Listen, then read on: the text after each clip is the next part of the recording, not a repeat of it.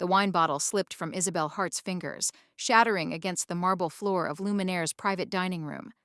Red liquid spread like blood across white stone, and for one horrible moment, she couldn't move. "I'm so sorry," she whispered, dropping to her knees, reaching for the glass shards with trembling hands. "I'll clean this up. Stop." The voice came from the shadows near the floor-to-ceiling windows.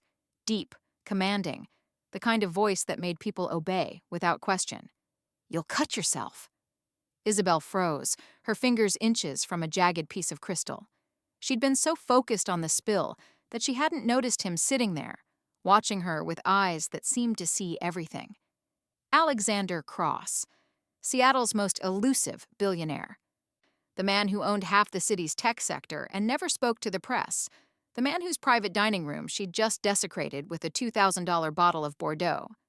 "Sir, I'm so sorry. I don't know what happened. The bottle just—" Her voice cracked. This was it. She'd lose her job, and she needed this job desperately. "Leave it." He stood, moving into the light, and Isabelle's breath caught. She'd served him dozens of times over the past 6 months, always keeping her eyes down, always professional. But she'd never been this close, never seen him clearly. He was devastatingly handsome. Mid-30s, dark hair perfectly styled, sharp jawline, and eyes the color of storm clouds. He wore a charcoal suit that probably cost more than her annual tuition, and he moved with the fluid grace of someone who'd never doubted his place in the world. "I'll get someone to clean this," Isabelle said, starting to stand. "I said leave it." His hand caught her elbow, steadying her as she rose. The touch sent electricity through her skin. "Are you hurt?" "No, She looked down at her hands, surprised to find them steady despite her racing heart. "I'm fine, but your wine, your dinner, can be replaced." His eyes swept over her face, studying her with an intensity that made her want to look away and lean closer all at once. "You're Isabelle." It wasn't a question. Of course he knew her name. It was embroidered on her server's vest. But the way he said it, like he'd been thinking about it, made something flutter in her chest. "Yes, sir." "How long have you worked here?" 6 months. She swallowed hard. "And I promise this has never happened before. I'm usually very careful." "I know." The corner of his mouth lifted slightly. "You're always careful, professional. You never make mistakes." Isabelle blinked. He'd been watching her, really watching her, enough to notice? Then why? He tilted his head slightly. "Why did your hands shake tonight?" "Because you make me nervous," she wanted to say. "Because every time I serve your table, I feel your eyes on me, and it makes my heart race in ways it shouldn't. Because you're Alexander Cross, and I'm a graduate student working nights to pay for my MBA, and we exist in completely different worlds." "I'm just tired," she said instead. "Long shift." "Liar." But he said it gently, almost amused. "You're scared. Of me? Of losing my job. You won't." He released her elbow, but didn't step back. "Not over an accident. Tell me the truth. What frightened you?"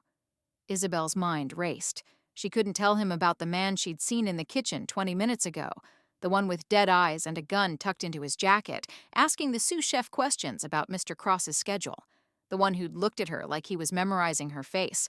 She couldn't tell him that she'd run from the kitchen so fast she'd grabbed the wrong wine bottle, that her hands had been shaking ever since. "Nothing," she said. "I'm just clumsy tonight." Alexander's eyes narrowed. He didn't believe her. She could see it in the way he studied her face, reading every micro-expression. "Isabelle." He stepped closer, and she caught the scent of his cologne, something expensive and clean. "I'm going to ask you one more time. What happened?" "Mr. Cross?" "I really should—" The lights went out. Darkness swallowed the room so completely that Isabelle gasped.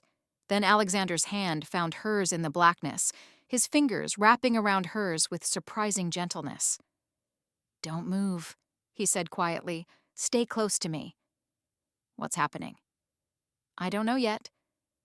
But his voice had changed, gone cold and calculating. "But I'm about to find out." He pulled her away from the windows, positioning himself between her and the door. His other hand moved to his jacket, and when he withdrew it, moonlight glinted off metal. A gun. Alexander Cross had a gun. "Oh, God," Isabelle whispered. Quiet. His thumb stroked across her knuckles once, surprisingly tender. "I need you to trust me. Can you do that?"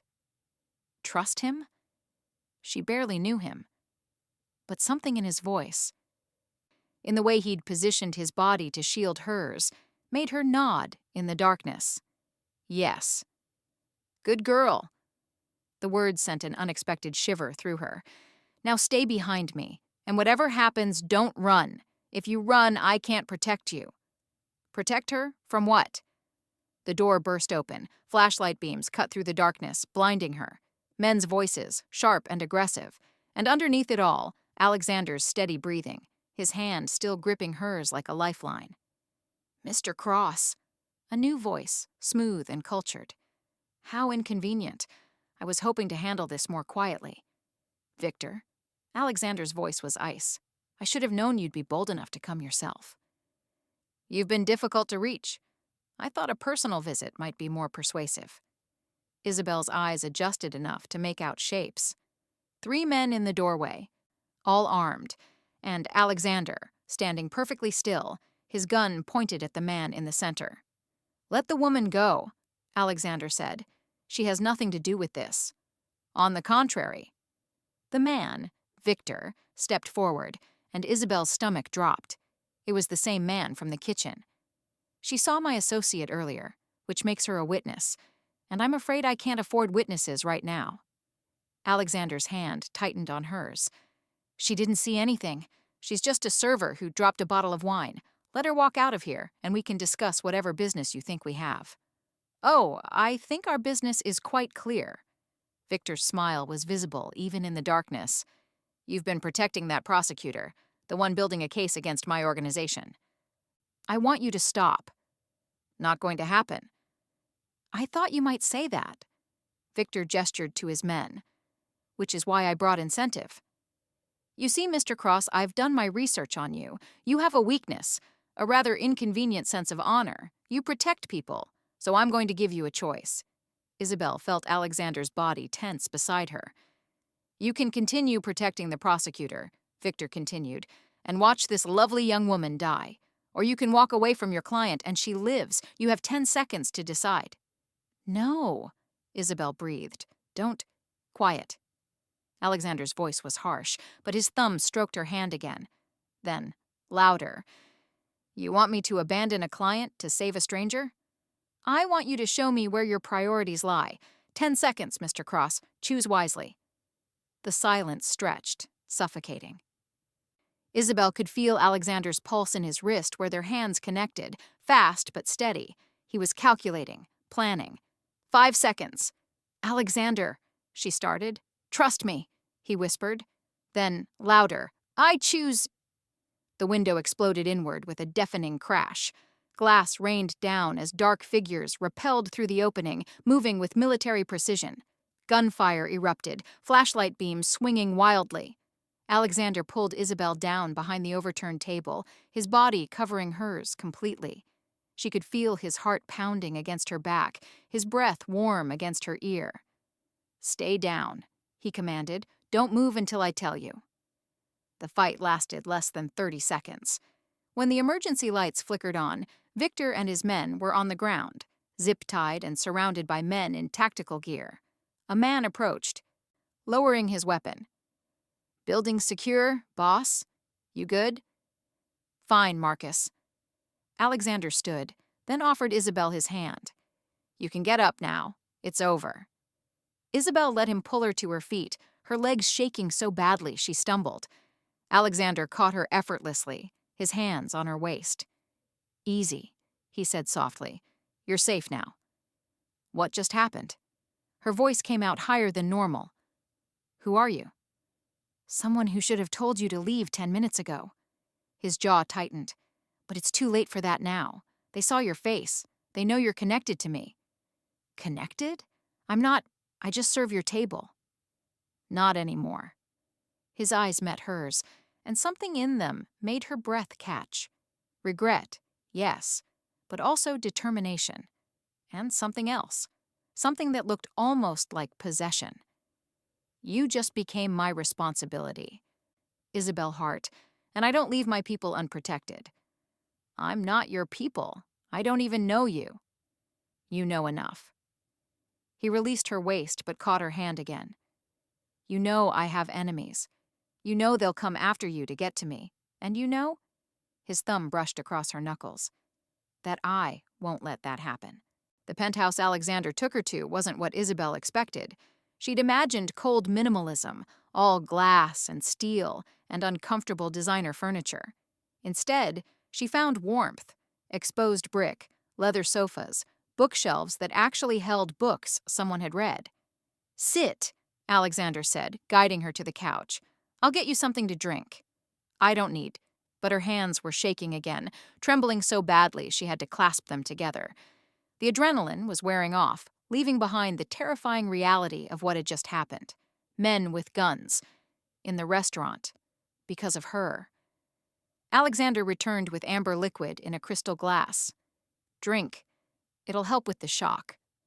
Isabelle took the glass, grateful when his fingers steadied hers around it. The whiskey burned going down, but he was right. It helped. The shaking eased slightly. Better? He sat beside her, close enough that she could feel his warmth but not touching. I don't understand what's happening.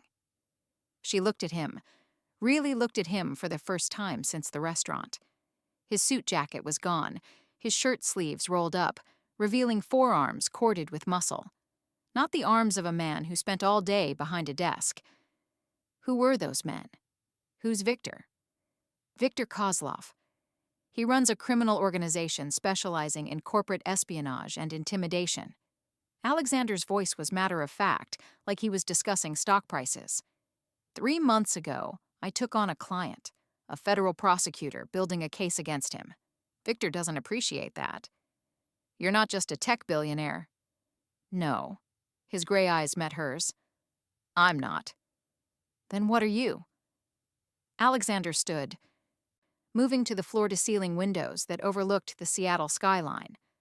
I run cross-security solutions. Officially, we provide executive protection and risk management for high-net-worth individuals. Unofficially, he paused, we handle threats that fall through the cracks of the legal system. You're a vigilante. The word felt absurd, even as she said it. I prefer to think of myself as someone who helps people the law can't protect. He turned back to face her. Your turn. Why were you in that kitchen tonight? The private dining room has its own service entrance. Isabelle's stomach clenched. I took a wrong turn? Liar. But again, his tone held no judgment. You're scared of something besides armed men breaking into restaurants. What did you see in that kitchen, Isabelle? She wanted to deflect, to maintain the professional distance that had kept her safe for 6 months. But those walls felt useless now, shattered like the wine bottle on the marble floor. There was a man, she said quietly, talking to our sous chef, Henri, asking questions about your schedule, when you dined, which room you preferred. Henri looked terrified. Describe him. Tall, thin, blonde hair, dead eyes. She shuddered at the memory. He had a gun. I saw it when his jacket moved. And when he noticed me. Her voice cracked. He looked at me like he was memorizing my face. Alexander's jaw tightened. That was Dmitri, Victor's second in command. Did he see your name tag? I don't know. Maybe. Panic rose in her chest. Oh, God, he knows where I work. He can find me. He already has your name, your address, and probably your class schedule. Alexander's voice was calm, clinical. Which is why you're staying here until this is resolved? What? No. Isabelle stood, backing away. I can't just move into your penthouse. I have school, work. You don't work at Luminaire anymore. I already called the manager. You're on indefinite paid leave. You can't just... Anger flared through her fear. You don't get to make decisions about my life. I do, when your life is in danger because of me. He closed the distance between them in 2 strides. Victor saw us together, saw me protect you, That makes you leverage, a weakness he'll exploit. I'm not your weakness. I'm a server who dropped a wine bottle. You're the woman I chose to shield with my body when the shooting started. His voice dropped lower, more intense. The woman I held while bullets flew. Victor knows what that means, even if you don't. And what does it mean? Alexander's hand came up to cup her face, his thumb brushing across her cheekbone with surprising gentleness. It means I've just painted a target on your back, and I'll be damned if I let them hit it.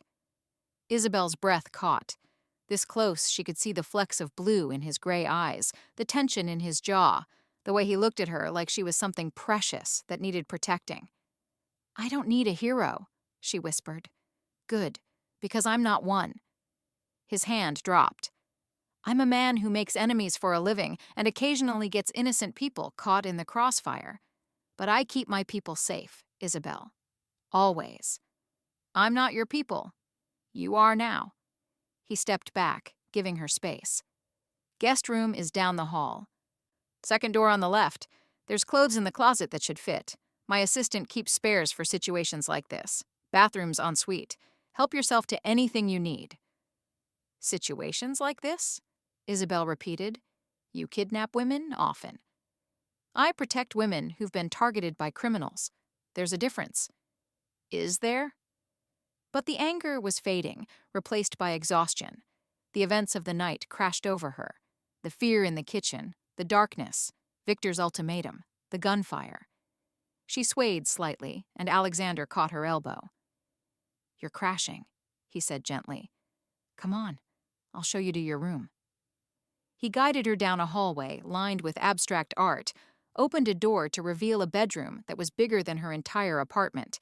King-sized bed with luxurious linens, sitting area, more books. Lock the door if it makes you feel safer, Alexander said, but I have security monitoring every entrance. No one's getting in here. Isabelle turned to face him. Why? Why what? Why do you care? You could have let Victor take me, saved yourself the trouble. Alexander was quiet for a long moment. When he spoke, his voice held something raw, unguarded. 6 years ago, I failed to protect someone, a client's daughter.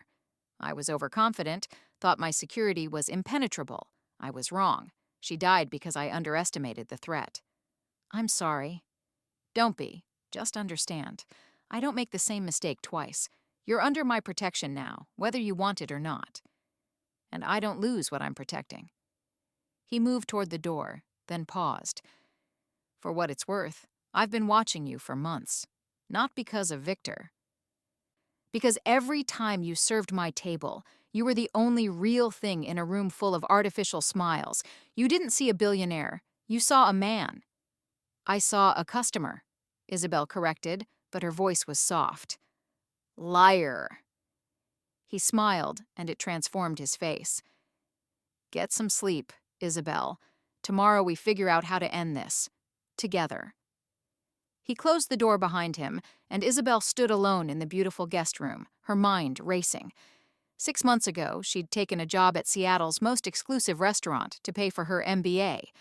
Tonight, she'd become the protected asset of a billionaire vigilante with enemies who killed witnesses. Her life had just become impossibly complicated. And the most dangerous part? The way her heart had raced when Alexander touched her face had nothing to do with fear. Isabelle woke to sunlight streaming through floor-to-ceiling windows and the smell of fresh coffee. For a disorienting moment, she forgot where she was. Then memory crashed back. The restaurant, Victor, Alexander's penthouse. She found clothes in the closet exactly where he'd said they'd be. Designer labels she recognized from magazine spreads, all in her size. His assistant was either psychic or incredibly thorough.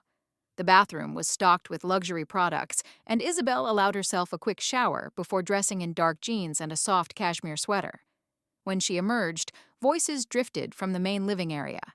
Alexander stood near the windows, dressed in a charcoal suit that fit him like it had been made for his body, which it probably had. He was speaking with Marcus, the tactical team leader from last night, their heads bent over a tablet. Morning, Alexander said without looking up. Coffee's in the kitchen. Help yourself. So casual, like having a woman he barely knew. Stay overnight was completely normal. Isabelle poured coffee from a machine that probably cost more than her car, adding cream from a refrigerator that could have housed a small family. Everything in this penthouse screamed wealth, but it was the details that caught her.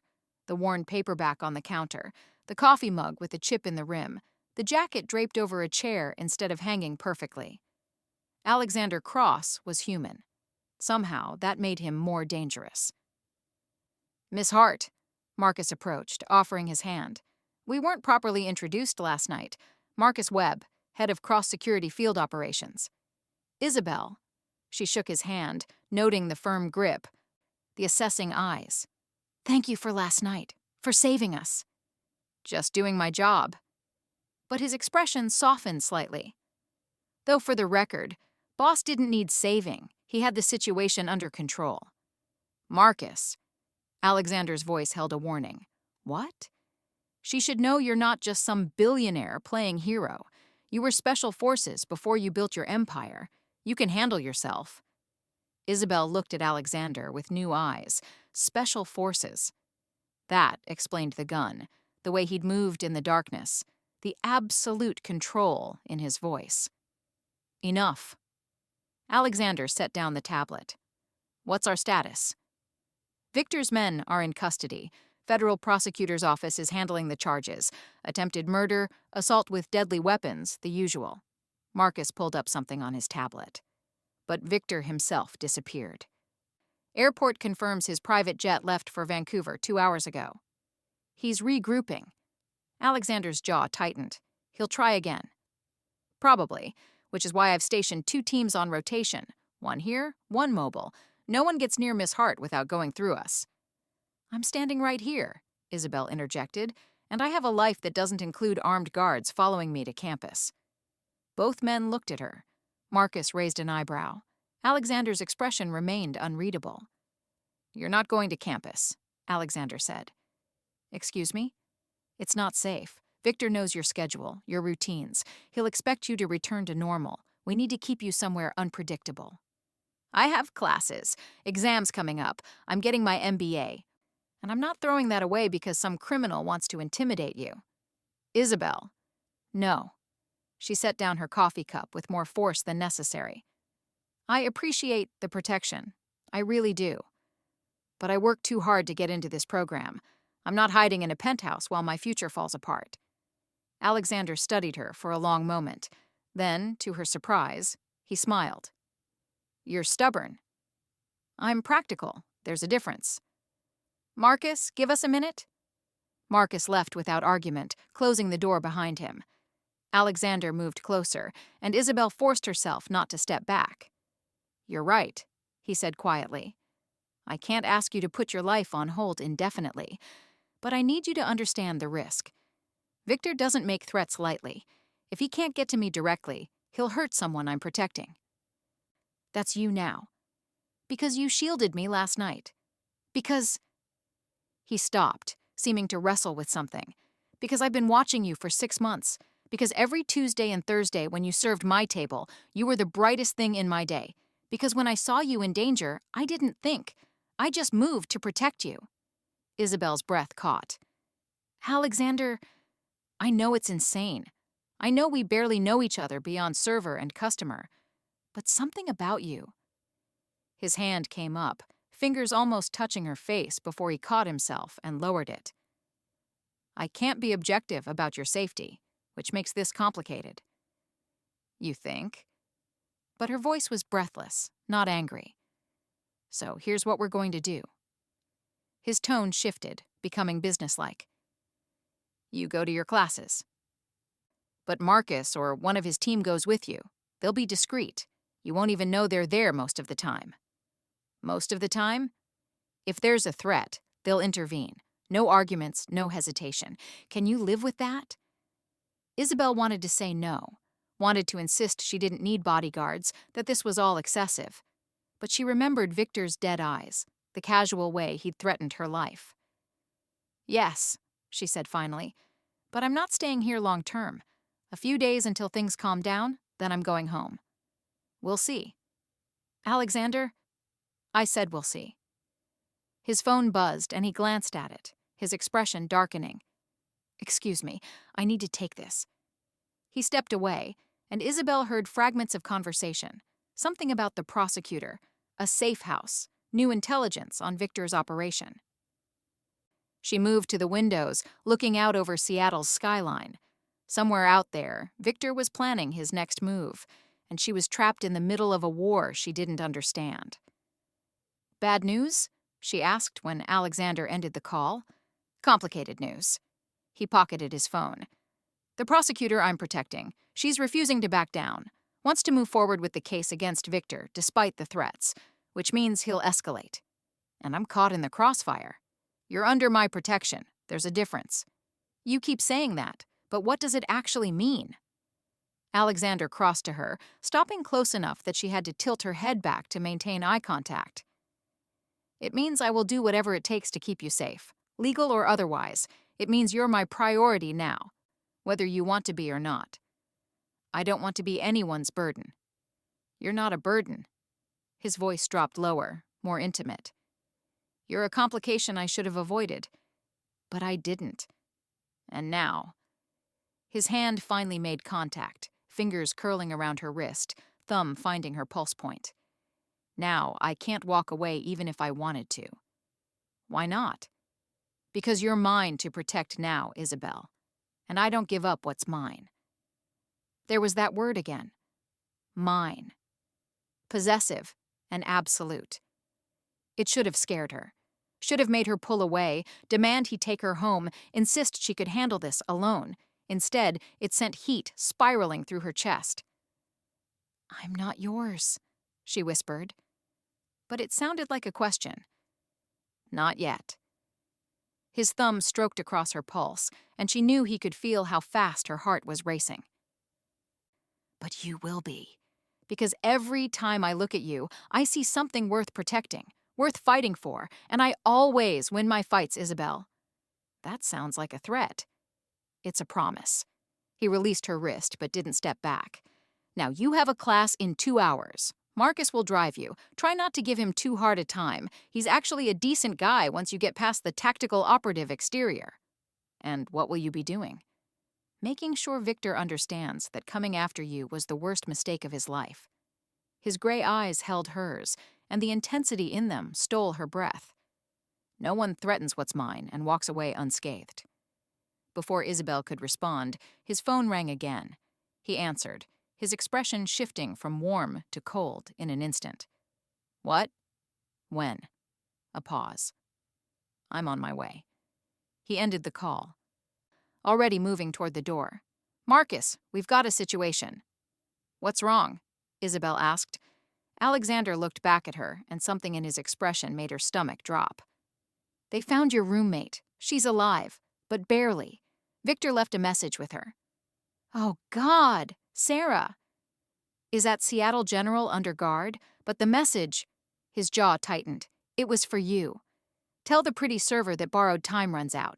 Tick-tock. Seattle General's ICU was a study in controlled chaos. Doctors moved with purposeful efficiency, monitors beeped in steady rhythms, and armed guards stood at strategic positions throughout the floor. Alexander had insisted on coming with her. Now he stood beside Isabelle outside Sarah's room, one hand resting protectively on her lower back, while Marcus spoke with the attending physician. She's stable, the doctor said, clipboard in hand. Concussion, broken ribs, internal bruising. Whoever did this knew exactly how to hurt her without killing her. Can she talk? Alexander asked. Briefly, but I won't allow anything that agitates her condition. Understood. Alexander's thumb traced a small circle on Isabelle's spine, a gesture of comfort he probably didn't realize he was making. 5 minutes. That's all we need. The doctor nodded and moved away. Isabelle stared through the window at her roommate's still form, tubes and wires connecting Sarah to machines that tracked every heartbeat, every breath. This is my fault, she whispered. They hurt her because of me. They hurt her because Victor is a monster who uses innocent people as weapons. Alexander's voice was steel wrapped in silk. Don't take responsibility for his cruelty. But if I hadn't been at the restaurant, then someone else would be lying in that bed. Victor was always going to escalate. You just happened to be in his line of sight. His hand moved to her shoulder, turning her to face him. Listen to me, Isabelle. What happened to Sarah is not your fault. But what happens next? How we respond? That's on both of us. What do you mean? I mean, we can either let fear control us, or we can get ahead of this. Figure out what Victor really wants and take it away from him. Marcus approached before Isabelle could respond. Doctor says you can go in now, but keep it short. She needs rest. Sarah looked small and broken in the hospital bed. Her face was a canvas of bruises, purple and yellow, spreading across her cheekbone. When she opened her eyes and saw Isabelle, tears spilled down her temples.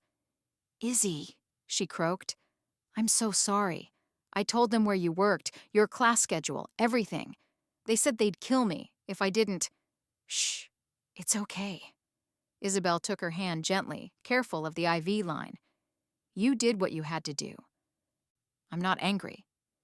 The man, Victor, he said to tell you something. Sarah's eyes flickered to Alexander, standing silent and imposing near the door. He said, tick-tock, that borrowed time runs out, and that the only way to stop the clock is, she swallowed hard, is for you to bring Alexander Cross to him, alone, midnight tomorrow at the old shipping yard on Harbor Island. Alexander moved closer, his expression unreadable. What else did he say? That if she doesn't come, or if she brings police, he'll start killing everyone she cares about, one by one, until there's no one left. Sarah's voice broke. I'm sorry, Izzy. I'm so sorry. You have nothing to apologize for. Isabelle squeezed her hand. Just rest now. You're safe here. No one's safe from him, Sarah whispered. He said that too. That no one is safe until he gets what he wants. Outside in the hallway, Isabelle turned on Alexander. He's using me to get to you, to force you to abandon your client. Obviously. So we go to the police. Let them handle this. And Victor kills everyone on your contact list before the police can move. Alexander leaned against the wall, somehow making exhaustion look elegant. He's not bluffing, Isabelle. This is what he does. Applies pressure until people break. Then what do? We give him what he wants. At her shocked expression, Alexander smiled, cold and predatory. Or rather, we make him think we're giving him what he wants. Then we turn the trap back on him. That's insane. That's strategy. He pushed off the wall. Come on. We have 24 hours to plan, and I need to brief my team. Back at the penthouse. Alexander's living room had transformed into a tactical operations center. Laptops, monitors, and communication equipment covered every surface. Marcus stood at the center, coordinating with team members through headsets. Harbor Island Shipping Yard, Marcus said, pulling up satellite images on a large monitor. Multiple entry points, plenty of cover, but also plenty of exposure. Classic ambush territory. Which is exactly why Victor chose it. Alexander studied the images, his mind clearly working through scenarios. He'll have shooters positioned here, here, and here. Escape routes planned. Probably a boat waiting at the dock. So we're walking into a kill box, Isabelle said flatly. We're walking into his kill box and turning it into ours. Alexander zoomed in on a section of the yard. Marcus, I want teams pre-positioned at every exit. Snipers on the warehouse roofs. Water approach secured. By the time we arrive, I want that entire area locked down. You're setting a counter-ambush, Isabelle realized. I'm evening the odds. He turned to face her. But here's the part you're not going to like. You're still going to have to walk in there with me. If we send a decoy, Victor will know and someone innocent will die. So, I'm bait. You're the key to making him believe he's won. He needs to see you scared, compliant, delivering me as promised. Alexander moved closer, his voice softening. But you won't be alone for a second. I'll be with you the entire time, and my team will have eyes on us from 6 different angles. And if something goes wrong, then I do what I do best. I adapt and win anyway. His hand came up to cup her face, thumb brushing across her cheekbone. I won't let him hurt you, Isabelle. I give you my word.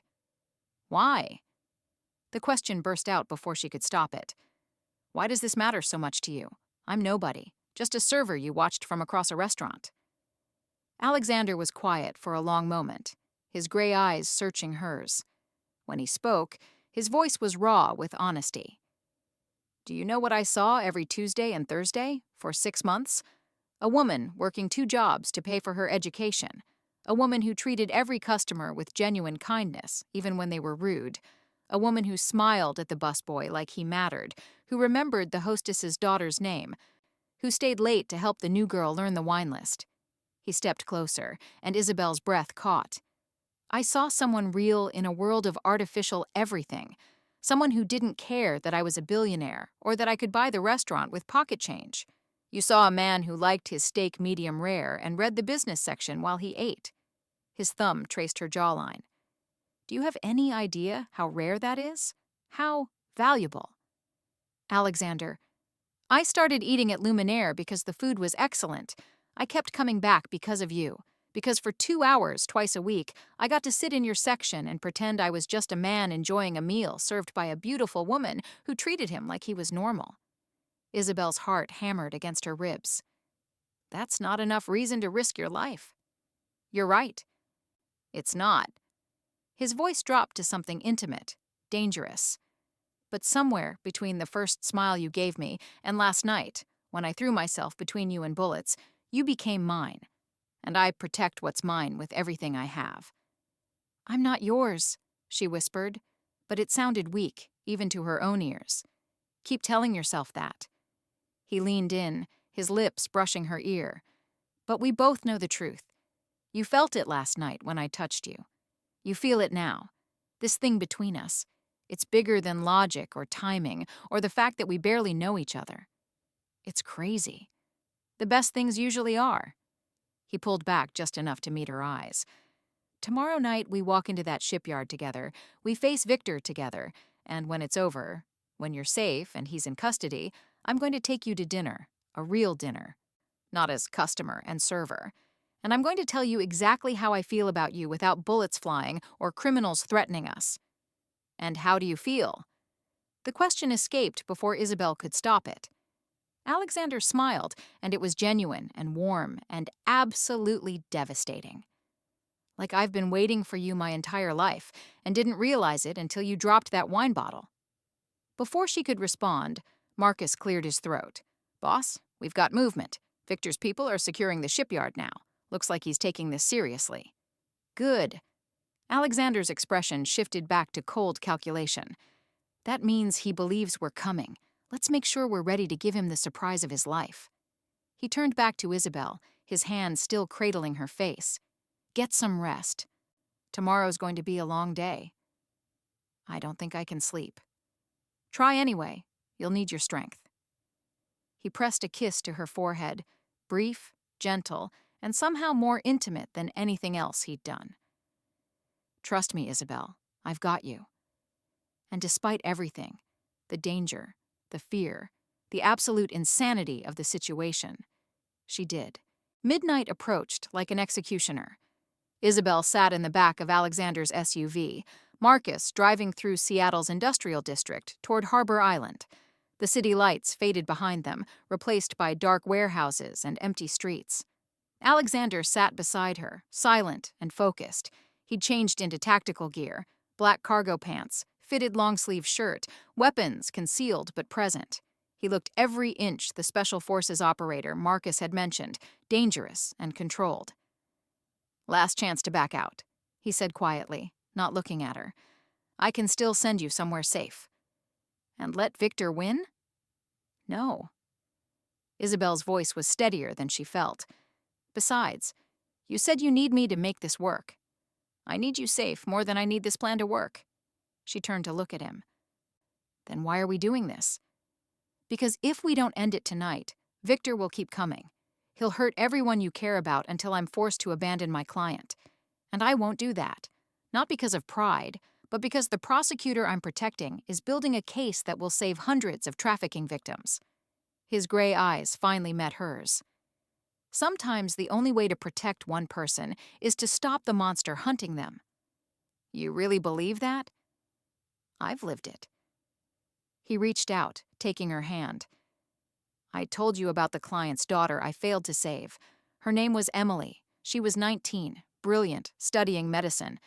Victor was just starting his operation back then. I didn't know how ruthless he'd become. His thumb traced circles on her palm, the gesture unconscious and oddly tender. I underestimated him. Thought my security was enough. It wasn't. He took her, held her for 3 days, and when we finally found her, his voice went rough. I was too late. She'd bled out hours before we breached the location. Alexander. I swore that day I'd never underestimate him again, that I'd never lose someone under my protection. His hand tightened on hers. I'm not losing you, Isabelle. Not tonight. Not ever. We're approaching the yard, Marcus announced from the front. Teams are in position. Snipers have clean sight lines. Water unit is standing by. Alexander released Isabelle's hand, his demeanor shifting to pure tactical focus. Remember, you're scared but compliant. You brought me here like Victor demanded. Let him think he's won until I give the signal. What's the signal? You'll know it when you see it. He checked his concealed weapon one more time. Stay close to me. If shooting starts, hit the ground and don't move until I come for you.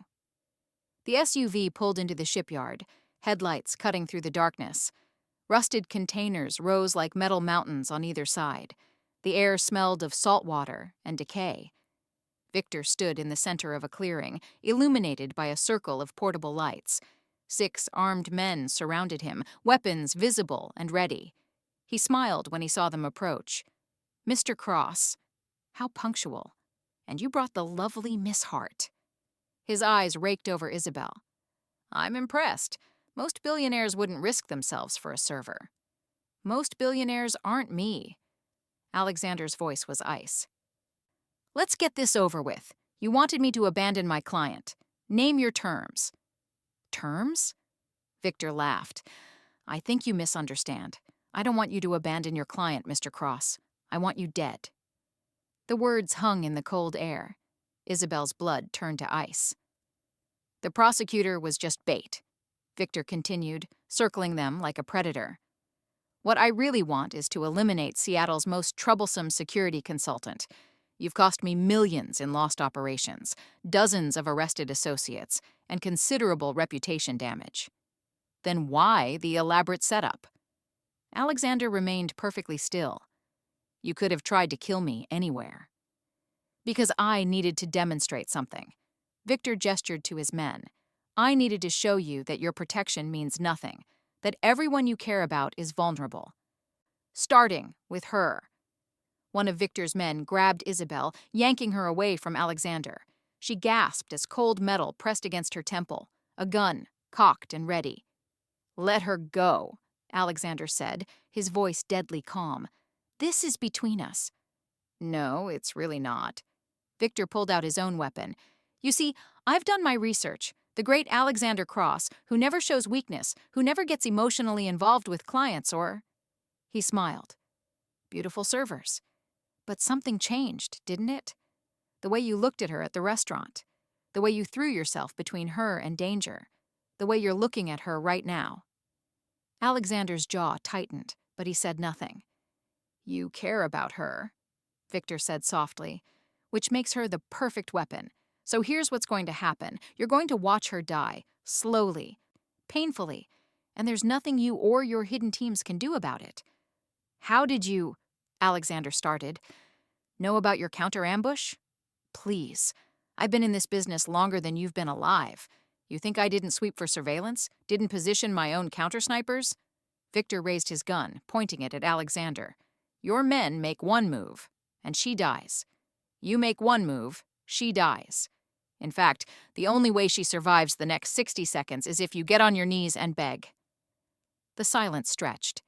Isabelle could hear her own heartbeat, could feel the gun barrel cold against her skin. Then Alexander did something she never expected. He dropped to his knees. Please, he said, and the word sounded like it was torn from his soul. Please don't hurt her. You want me dead? Fine. Kill me, but let her go. She's innocent in this. How touching. Victor moved closer. The mighty Alexander Cross, begging. I should record this. It would be worth millions to your enemies. Victor. Alexander's voice dropped lower. I will give you anything. Money, information, access to my clients. Name your price. Just let her go. You really do care about her. Victor sounded almost surprised. How unfortunate for you both. He aimed his gun at Alexander's head. Say goodbye to your protector, Miss Hart. Isabelle opened her mouth to scream. Then everything happened at once. Alexander's hand flashed to his ankle, drawing a concealed weapon in one fluid motion. He fired twice. Both of Victor's kneecaps exploded in sprays of red. Victor went down, screaming. Simultaneously, Alexander threw himself backward, twisting to shoot the man holding Isabelle. The gun at her temple disappeared as the man crumpled. Down! Alexander roared. Isabelle hit the ground as gunfire erupted from every direction. Alexander was beside her in seconds, his body covering hers, weapon firing with precision at Victor's remaining men. It lasted 30 seconds. When the smoke cleared, Victor's men were down, disarmed, or fleeing into the darkness where Marcus's teams waited. Alexander pulled Isabelle to her feet, his hands running over her frantically. Are you hurt? Did he hurt you? I'm okay.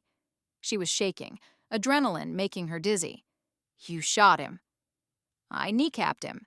He'll live to stand trial. Alexander pulled her into his arms, holding her so tightly she could barely breathe. God, when he put that gun to your head, you got on your knees for me. I would have done worse. His voice was rough against her hair. I would have done anything. Marcus approached, weapon lowered. Situation secure. Victor's in custody. His men are contained. Federal agents are on their way. Good. Alexander didn't release Isabelle. Get him out of my sight before I finish what I started. Victor was dragged past them, blood streaming from his shattered knees, screaming threats and curses. Alexander turned Isabelle's face into his chest so she wouldn't have to see. It's over, he murmured. You're safe now. I've got you. And for the first time since the wine bottle shattered in Luminaire's dining room, Isabelle believed it. The federal agents took their statements at Alexander's penthouse. Isabelle sat wrapped in a blanket despite the warmth, unable to stop shaking. Every time she closed her eyes, she felt the cold metal of the gun against her temple, heard Victor's voice promising death. Miss Hart? The lead agent, a woman named Rodriguez, leaned forward with genuine concern. Do you need a break? We can continue this tomorrow. No. Isabelle forced herself to focus. I want to finish this. I want it over. They went through everything. Victor's threats, the attack at the restaurant, Sarah's beating, the shipyard ambush. Rodriguez took meticulous notes, occasionally glancing at Alexander, who stood by the windows like a silent guardian.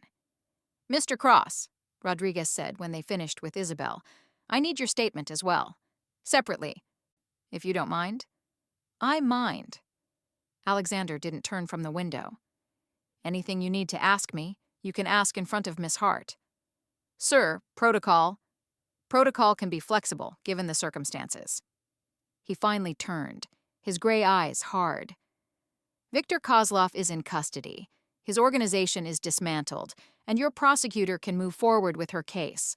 I've given you everything you need. Now I'm done answering questions tonight. Rodriguez studied him for a long moment, then nodded. Very well. We'll follow up if we need additional information. Miss Hart, you're free to go. We may need you to testify when this goes to trial. I'll be there, Isabelle said quietly. After the agents left, silence filled the penthouse. Marcus had taken his team to debrief at Cross Security headquarters. The tactical equipment had been cleared away, leaving only the two of them in the sudden stillness. You should eat something, Alexander said, moving toward the kitchen. When was the last time you had a real meal? I don't remember. Isabelle pulled the blanket tighter. Yesterday? The day before? It all blurs together. He returned with a plate of cheese, crackers, and fruit. Simple. Easy. Eat. Then we'll talk. About what? About what happens next. Isabelle picked at the food, managing a few bites before her stomach rebelled. Victor's in custody. His men are arrested. It's over, right? I can go home? Your apartment isn't safe yet. We need to sweep it. Make sure none of Victor's people left any surprises. Alexander sat across from her, maintaining a careful distance. And your roommate needs time to recover. I've arranged for Sarah to stay at a secure facility during her rehabilitation. Physical therapy, counseling, whatever she needs. You don't have to do that. Yes, I do. She was hurt because of me. He leaned forward, elbows on his knees. Everyone who got caught in this deserves to be made whole, including you. I'm fine. You're traumatized. There's a difference. His voice gentled. Isabelle, you had a gun to your head tonight. You watched people get shot. That's not something you just shake off. You seem to manage. I have years of training and more therapy than I care to admit. A ghost of a smile crossed his face. And I still have nightmares about the people I couldn't save. This doesn't just go away because the bad guy is in custody. Isabelle set down the plate, her appetite completely gone. I keep thinking about what would have happened if your plan hadn't worked, if Victor had... Her voice broke. Alexander moved to sit beside her, close but not touching. But he didn't. You're here. You're safe. Because you got on your knees and begged. She turned to look at him. I've never seen anyone do something like that. You're Alexander Cross. You don't beg. I do when it matters. His eyes held hers. I told you. I would have done anything to keep you safe. And I meant it. Why? The question came out as a whisper. You barely know me. I know enough. He reached out, tucking a strand of hair behind her ear. I know you work 2 jobs to pay for your education because you refuse to take loans you can't guarantee you'll repay. I know you send money home to your mother every month even though you can barely afford it. I know you defend the busboy when customers are rude, and you always thank the kitchen staff by name. Isabelle stared at him. How do you know all that? Because I've been watching you for 6 months. Really watching. Not just admiring from across a restaurant, but learning who you are. His thumb brushed across her cheekbone. Do you know what you did 3 months ago when that businessman spilled wine on his date and blamed her? I don't. You switched their entrees without them noticing, so when the manager came to comp the meal, it went on his card instead of hers. You protected her from his anger and made sure she wasn't embarrassed. Alexander smiled. That's when I knew. Knew what? That I was in serious trouble, because you weren't just beautiful. You were kind, smart, and brave. Everything I didn't know I was looking for. Isabelle's heart hammered against her ribs. Alexander, this is crazy. We're from completely different worlds. You're a billionaire who runs a security empire. I'm a server working my way through business school. So this doesn't make sense. Whatever this is between us, it's not real. It's just adrenaline and fear and... Stop. His hand cupped her face, making her meet his eyes. Don't diminish what I feel because you're scared. I'm scared too. Terrified, actually, because I haven't felt this way about anyone since... He paused. Ever. Not even close. You don't know me either. Then let me. His voice dropped to something intimate, vulnerable. Stay here. Not as someone under my protection, but as someone I want to get to know. Really know. Give us a chance to see if this thing between us is real. And if it's not, then we'll deal with that when it comes. But Isabelle, his forehead touched hers. I think you already know it is real. I think you felt it too, every Tuesday and Thursday when I sat in your section. The way our eyes would meet across the restaurant. The way you'd smile at me differently than you smiled at other customers. I was being professional. You were being careful. There's a difference. His lips brushed her temple, feather-light. You felt it, the pull between us, the connection, and it scared you as much as it scared me. Isabelle wanted to deny it, wanted to laugh and say he was imagining things, that she'd never thought of him as anything more than a generous customer who tipped well. But she'd be lying. I noticed you, she admitted quietly. The first time you came in, you sat alone, reading the business section, And when I asked if you wanted company, you said you preferred solitude with good food. Most men in expensive suits want an audience. You just wanted peace. And you gave it to me. Never hovering, never asking personal questions, just being present without being intrusive. His hand slid to the nape of her neck. Do you have any idea how rare that is? It's called good service. It's called seeing people for who they are instead of what they can do for you. He pulled back just enough to meet her eyes. Stay, Isabelle. Not tonight. I know you need space to process everything, but tomorrow, the day after, whenever you're ready, come back here and let me take you to dinner. A real dinner, not as customer and server. Let me show you who I am outside of bullets and bodyguards. What if I don't like what I find? Then I'll drive you home and never bother you again. His thumb traced her jawline. But I don't think that's what will happen. No. No.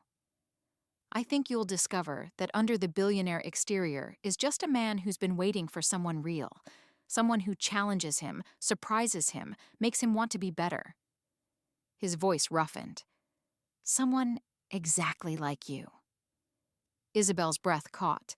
Every logical part of her brain screamed that this was too fast, too intense, too dangerous. But her heart, her traitorous, foolish heart, was already falling. One dinner, she said finally. But I picked the place. Somewhere normal, not a 5-star restaurant where I'll feel out of place. Alexander's smile was genuine and devastating. Deal. You pick the place, I'll pick you up at 7, tomorrow night. Tomorrow I have class. Then the night after, or the night after that, whenever you're ready. He stood, offering his hand. Come on, I'll show you to the guest room, the one with the lock on the door so you feel safe. I do feel safe. The words surprised her, but they were true. With you, I feel safe. Something shifted in Alexander's expression, satisfaction mixed with tenderness. Good, because keeping you safe isn't just my job anymore, it's my priority. He led her to the guest room, the same one from before. At the door, he paused. Isabelle? Yes? Thank you. For what? For being brave enough to walk into that shipyard with me, for trusting me when every instinct probably told you to run. His hand found hers, fingers intertwining. For giving us a chance. Then he was gone, closing the door softly behind him, leaving Isabelle alone with her racing thoughts and the undeniable truth she could no longer deny. She was falling for Alexander Cross, and despite the danger, the fear, the absolute insanity of it all, she didn't want to stop. 3 months later, Isabelle stood in front of her bathroom mirror, adjusting the simple black dress for the 3rd time. Not too formal, not too casual, perfect for the board meeting she was about to attend. Her board meeting at the nonprofit she'd founded with Alexander's guidance. Second Chances Foundation, she murmured, still getting used to saying it aloud. An organization dedicated to helping trafficking survivors rebuild their lives through education and job training. The idea had come to her during Victor's trial, watching the victims testify. Women who'd been rescued thanks to the prosecutor's case, the case Alexander had protected. Women who needed more than just freedom. They needed futures. Alexander had listened to her passionate speech over dinner one night and simply said, "So build it. I'll fund it. You'll run it." Just like that, as if starting a foundation was as simple as ordering takeout. You ready? Alexander's voice came from the bedroom. The board starts in an hour. Isabelle emerged to find him adjusting his cufflinks, looking devastatingly handsome in a charcoal suit. 3 months, and the sight of him still made her breath catch. Nervous? He asked, crossing to her. Terrified. What if they hate my proposal? What if I mess up the presentation? You won't. His hands settled on her waist, pulling her close. You've prepared for weeks. You know this program inside and out. And more importantly, he pressed a kiss to her forehead. You believe in it. That matters more than perfect slides. Easy for you to say. You've run a billion-dollar company since you were 25. And you're going to change lives starting today. His gray eyes held hers with absolute conviction. I believe in you, Isabelle. The board will, too. She rose on her toes to kiss him properly, soft, lingering, full of the love that had grown between them over the past 3 months. From that first real dinner at a hole-in-the-wall Thai restaurant to late-night conversations about everything and nothing, they'd built something neither had expected, something real. "I love you," she whispered against his lips. "I love you too." He smiled, that genuine smile he reserved only for her. "Now let's go change the world." The board meeting went better than Isabelle could have hoped. Her proposal for a comprehensive education and job placement program was unanimously approved. The board, a mix of business leaders, nonprofit veterans, and 2 survivors Alexander had quietly recruited, asked thoughtful questions and offered valuable suggestions. By the time it ended, Isabelle felt like she was floating. "You were incredible," Alexander said as they left the conference room. "Professional, passionate, prepared. Everything a CEO should be." "CEO?" Isabelle laughed. "I'm just the founder and director. For now." He guided her toward the elevator. "Give it 5 years. This foundation is going to grow beyond anything you imagined." 5 years? She raised an eyebrow. "That's pretty specific." "I'm a strategic thinker." The elevator doors closed, giving them privacy. "I plan ahead." "Is that so?" "Absolutely." He pulled her close, his voice dropping to something intimate. "For instance, I've already planned what I'm doing tonight." "Oh, what's that?" "Taking my incredibly brilliant, compassionate, beautiful girlfriend to dinner, then bringing her home to the penthouse we now officially share since she finally admitted her apartment was too small for someone running a foundation." Isabelle had moved in 2 weeks ago, still amazed that this was her life now. "And after dinner?" "After dinner—" His lips brushed her ear. "I'm going to tell her something I've been planning for a while. Tell me now." Patience. The restaurant he chose was the same Thai place from their first date, a deliberate choice that made Isabelle's heart swell. Despite his wealth, Alexander had learned what mattered to her: authenticity over elegance, connection over status, love over everything. They ordered too much food, laughed over shared pad thai, and talked about the foundation's next steps. Sarah had joined as their first program coordinator, fully recovered and determined to help others who'd survived what she had. The prosecutor had successfully convicted Victor and dismantled his entire organization. Lives were being rebuilt. "I have something for you," Alexander said as they finished dessert. "If it's another donation to the foundation, I'm going to argue that you're already funding 90% of our budget." "It's not a donation." He reached into his jacket pocket, pulled out a small velvet box, and Isabelle's heart stopped. "Alexander." "Let me say this." He opened the box, revealing a stunning ring, a sapphire surrounded by diamonds, deep blue like the color of the ocean at night. 3 months ago, you walked into danger with me because you were brave enough to trust a man you barely knew. You've spent every day since teaching me what it means to build something that matters. Not just a business or a security empire, but a life worth living. His hand found hers across the table. You make me want to be more than just a man who protects people. You make me want to be someone who deserves you. Someone who can stand beside you while you change the world and feel honored to be there. Alexander? Tears blurred Isabelle's vision. I'm not asking you to marry me tonight, he continued gently. I know it's too soon, that we're still building this, that you need time. But I'm asking for your future. All of it. Every dinner, every foundation meeting, every quiet morning and chaotic evening. I'm asking you to choose this life with me. To choose us. You're really not asking me to marry you? Not tonight. His smile was soft. But soon. When you're ready.